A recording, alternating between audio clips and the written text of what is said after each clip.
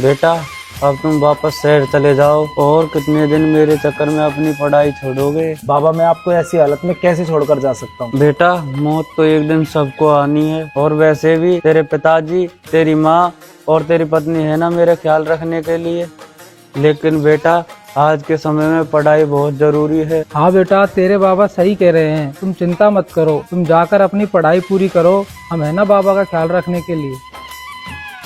ठीक है तुम बाबा का ख्याल रखना, मैं जा रहा हूँ।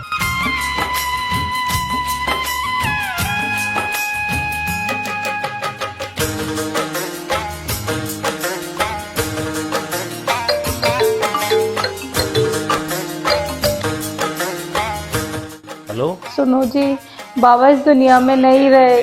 क्या? तुम घर आ जाओ जल्दी। कब हुआ ये सब? 2 दिन बाद उनकी वार भी है। और तुम मुझे अब बता रही हो? पिताजी ने ही मना किया था, कह रहे थे कि पहले उसके पेपर हो जाने दो, उसके बाद बता देंगे। है सूर्य किरण के संग है, डोर के साथ पतंग है, फूलों में भी रंग है, कोई ना। बोल भजनलाल, 12वीं की रसोई में क्या बनाएगा? नाते जुड़े, देख लो काका, आप और गांव वाले जो भी फैसला करेंगे वो मुझे मंजूर है। नाते जुड़े हैं सब। मोहन, रमेश, गोपी भाई तुम भी कुछ बोलो ना।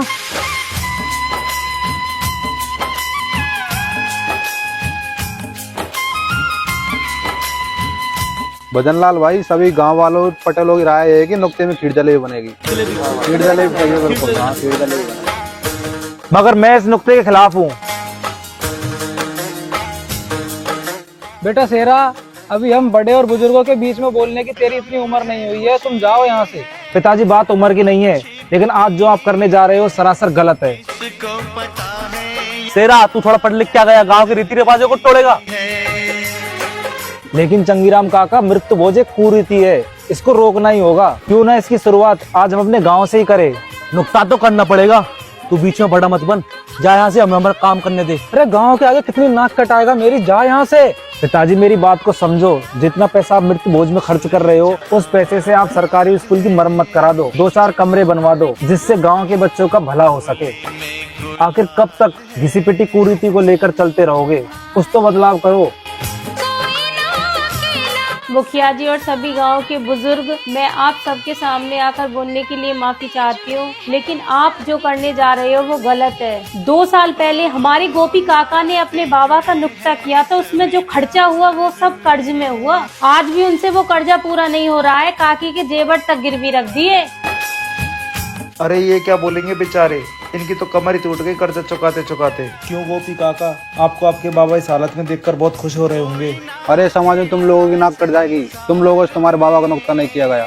तो कट जाने दे ऐसी नाक को, ना तो मृत्यु भोज खाऊंगा और ना ही खिलाऊंगा।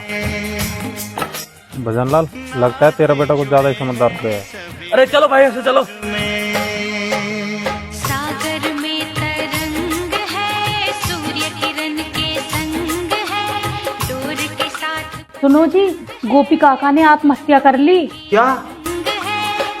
कोई ना अकेला संसार में।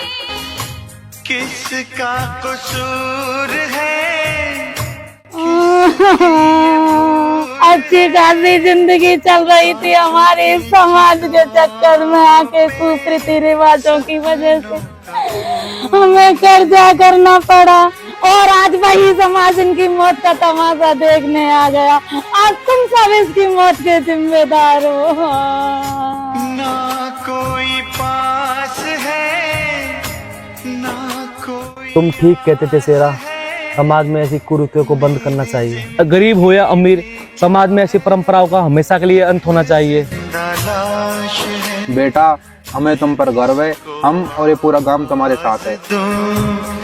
बेटा गोपी चंद की पत्नी से कह देना, हम उसका पति उसे वापस तो नहीं लौटा सकते, लेकिन उसके बच्चों की पढ़ाई का खर्चा और घर का खर्चा उठाने की जिम्मेदारी अब गांव की होगी। मेरा कोई ना। चल बेटा। कहाँ? गांव में एक भी पुस्तकालय नहीं है, तो अब गांव में पुस्तकालय बनाने की जिम्मेदारी हमारी होगी।